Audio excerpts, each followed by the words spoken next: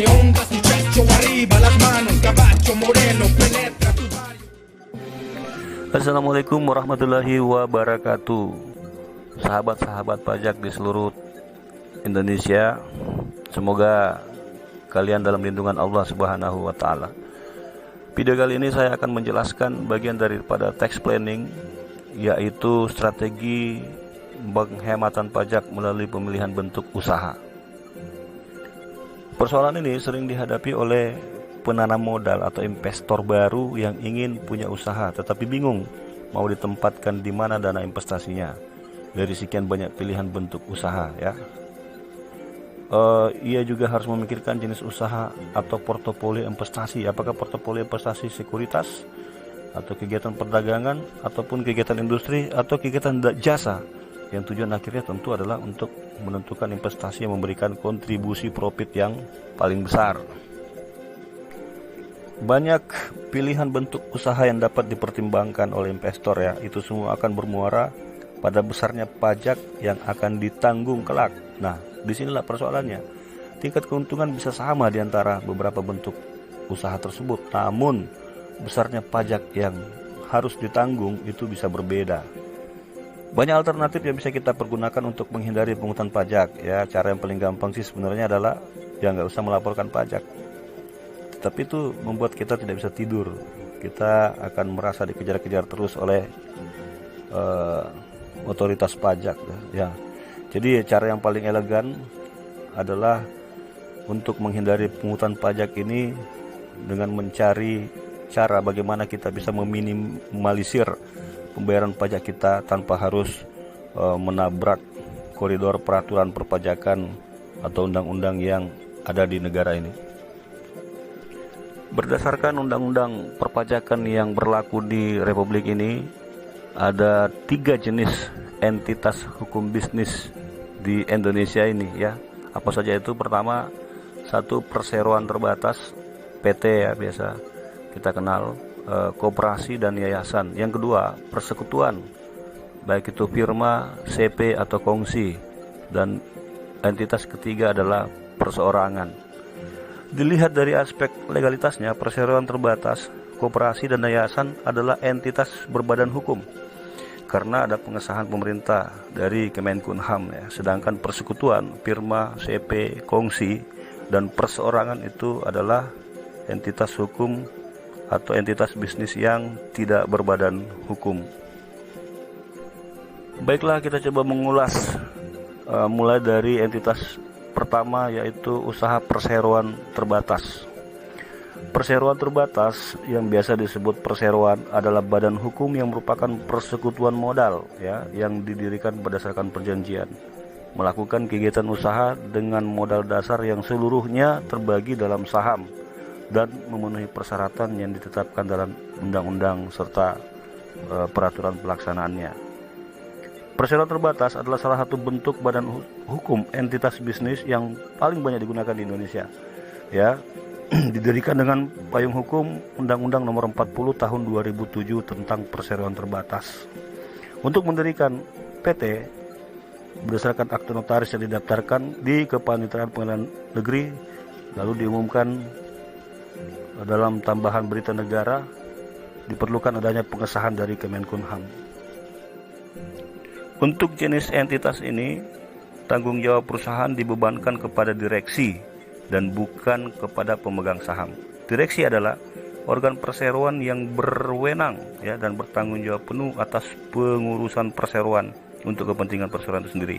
Jadi selama pemegang saham tidak merangkap sebagai pengurus perusahaan, maka dia tidak dapat dimintai pertanggungjawaban terhadap tindakan operasional perusahaan oleh pihak manapun. Tanggung jawab pemegang saham terbatas pada nilai saham yang diambilnya. Berikut ini akan kita lihat ya, di samping ada ilustrasi perhitungan pajak perseroan PT yang juga nanti akan kita bandingkan dengan ilustrasi perhitungan pajak entitas bisnis yang lainnya. Baik, kita lihat di samping ya. Di situ ada income tahun 2019 ya. Kita ambil nilai 60 miliar lah misalkan. Lalu kemudian di bawahnya ada HPP sebesar 58.800 sehingga menyisakan gross income sebesar 1,2 miliar. biaya operasional kita asumsikan 500 juta sehingga net income before tax-nya menjadi 700 juta rupiah. Nah, corporate tax-nya PPh Badan itu tarifnya 25% sehingga ada pajak terutang sebesar 175 juta sehingga net income profit after tax-nya adalah 525 juta rupiah. Kita lihat tabel berikutnya. Pada saat penghasilan tersebut ditransfer ke pemegang saham sebagai dividen, maka atas pembagian tersebut akan dikenakan lagi pajak sebesar 10% ya, bersifat final untuk WPOP. Ya, kita lihat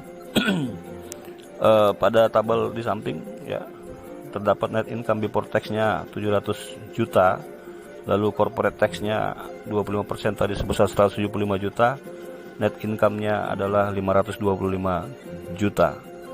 Pajak atas dividen itu PPh final 10% menjadi sebesar 52.500.000 sehingga return yang diterima pemegang saham menjadi 525 juta dikurang 52.500.000 jadi sebesar 472.500.000 sehingga secara keseluruhan persentase beban pajaknya adalah 32,5%.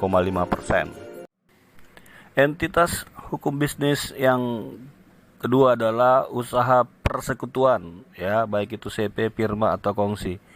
Dalam literatur hukum kita tahu ada 3 macam perkumpulan bukan badan hukum atau tidak termasuk kategori sebagai badan hukum, yaitu persekutuan perdata, firma, dan CP. Pendirian sebuah firma walaupun didirikan dengan akte notaris, didaftarkan di Kepaniteraan Pengadilan Negeri dan diumumkan di dalam tambahan berita negara, tidak diperlukan adanya pengesahan dari Kementerian Hukum dan HAM. Demikian pula dengan pendirian CP, karena pada dasarnya CP merupakan firma dengan bentuk khusus. Perbedaan antara persekutuan dengan PT terletak pada tanggung jawab perseronya atau shareholdernya. Pada pasal 18 dan 19 buku 1 KUHD mengatur tanggung jawab renteng pemilik persero terhadap semua operasional atau tuntutan dari pihak lain apabila terjadi suatu perkara. Kembali coba kita lihat ya ilustrasi perhitungan pajak firma dan CP dengan asumsi-asumsi yang sama dengan perhitungan yang kita asumsikan pada perhitungan perseroan. Kita lihat tabel di samping, income tahun 2019 ya 60 miliar rupiah, HPP-nya ada 58 miliar 800 juta, sehingga gross income-nya adalah 1,2 miliar. Biaya operasionalnya kita asumsikan 500 juta rupiah sehingga net income before tax-nya adalah 700 juta rupiah. Corporate tax-nya PPh Badan 25%, kelihatan situ 175 juta sehingga net income after tax-nya itu 525 juta rupiah. Nah, perbedaannya dengan PT adalah ketika pada saat penghasilan tersebut ditransfer ke pemegang saham sebagai dividen, maka atas pembagian tersebut tidak lagi dikenakan pajak dividen sebesar 10%. Dapat kita lihat pada tabel di samping ya. net income before tax-nya dari atas tadi kita lihat 700 juta rupiah ya. Corporate tax-nya PPh Badan 25% tadi 175 juta rupiah. Net income after tax-nya 525 juta. Nah, perbedaannya adalah pajak atas dividen itu nilainya 0% sehingga tidak ada nilai, sehingga return yang diterima shareholdernya itu sama dengan net income after tax-nya tadi sebesar 525 juta rupiah. Nah, di tabel kelihatan ya bahwa persentase beban pajak yakni total tax dibagi net income-nya itu hanya sebesar 25%, lebih kecil daripada beban pajak bentuk perseroan yang dijelaskan sebelumnya. Berikutnya akan kita bahas entitas bisnis ketiga yaitu usaha perseorangan ya. Mayoritas penduduk Indonesia menjalankan bisnisnya secara perseorangan. Kadang-kadang mereka tidak mau terikat dengan badan usaha yang lebih formal. Jadi tanpa akte notaris dan bersikap fleksibel terhadap kewajiban yang harus dipenuhi. Namun tetap memiliki NPWP ya. Ada beberapa perbedaan dalam menghitung pajak usaha antara pajak perseorangan dan pajak perseroan. Antara lain satu, dalam menghitung pajak perseorangan ada beberapa faktor pengurang seperti PTKP dan biaya jabatan yang tidak dalam perhitungan pajak perseroan tersebut ya, tidak ditentukan. Kedua yaitu terdapat perbedaan tax rate lapisan penghasilan kena pajak antara PPH, perseorangan dan badan, di mana PPH perseorangan menggunakan tarif progresif, sementara untuk badan atau perseroan menggunakan tarif tunggal 25%. Secara sederhana, beban pajak yang harus ditanggung oleh investor wajib pajak pribadi dengan menggunakan pajak dengan tarif progresif dapat kita lihat pada tabel di samping. Asumsi sama dengan dua entitas yang sebelumnya ya. Jadi income-nya tahun 2019 itu sebesar 60 miliar, HPP-nya 58 miliar 800 juta, sehingga gross income-nya adalah 1,2 miliar. Biaya operasional asumsikan 500 juta rupiah, sehingga net income before tax-nya adalah 700 juta rupiah.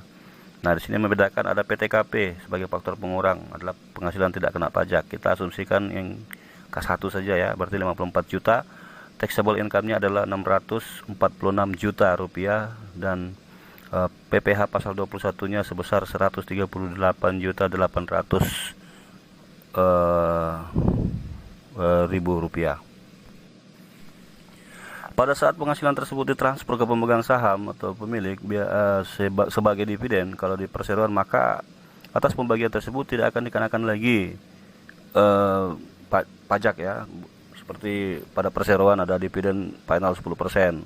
Kita lihat pada tabel di samping, sama ya, net income before tax-nya 700 juta rupiah, PPH pasal 21-nya 138 juta 800 ribu rupiah, income after tax-nya 561 juta 200 ribu rupiah, pajak dividennya 0 ya, sehingga return kepada shareholder-nya adalah 561 200 ribu rupiah. Nah, di sini kelihatan persentase beban pajak itu hanya 19,8%. Jadi yang terendah di antara ketiga entitas bisnis yang kita bahas tadi. Dari analisis ketiga bentuk usaha tadi dapat disimpulkan beberapa hal ya. Pertama, bisnis perseorangan ternyata memberikan tingkat efisiensi pajak yang jauh lebih besar daripada bentuk badan usaha lainnya. Namun demikian, kita tidak boleh tergesa-gesa tentunya mengambil keputusan atas dasar pertimbangan itu semata, karena tentu banyak lagi pertimbangan-pertimbangan lain yang harus diperhatikan. Pemilihan salah satu entitas bisnis dapat dijadikan referensi di dalam mengambil keputusan oleh para investor untuk meminimalkan beban pajak. Namun demikian, faktor pajak bukan satu-satunya pertimbangan ya. Dan di antara sederetan pertimbangan dalam proses pengambilan keputusan bisnis modern, harus juga diakomodasi masalah permodalan, advice manajemen risknya, lingkungan hidupnya, tanggung jawab persero bila terjadi klaim pihak ketiga, business and market development-nya, dan serta hak dan kewajiban lainnya yang timbul dari pemilihan bentuk usaha tersebut. Jadi sangat banyak hal-hal lain yang harus dipertimbangkan. Demikianlah tadi penjelasan strategi penghematan pajak melalui pemilihan bentuk usaha sebagai bagian daripada tax planning. Jadi bagus tidaknya sesuatu organisasi atau manajemen itu tentu akan diawali dengan sebuah planning atau perencanaan yang baik. Semoga ini bermanfaat bagi rekan-rekan pajak di seluruh tanah air. Demikian, assalamualaikum warahmatullahi wabarakatuh.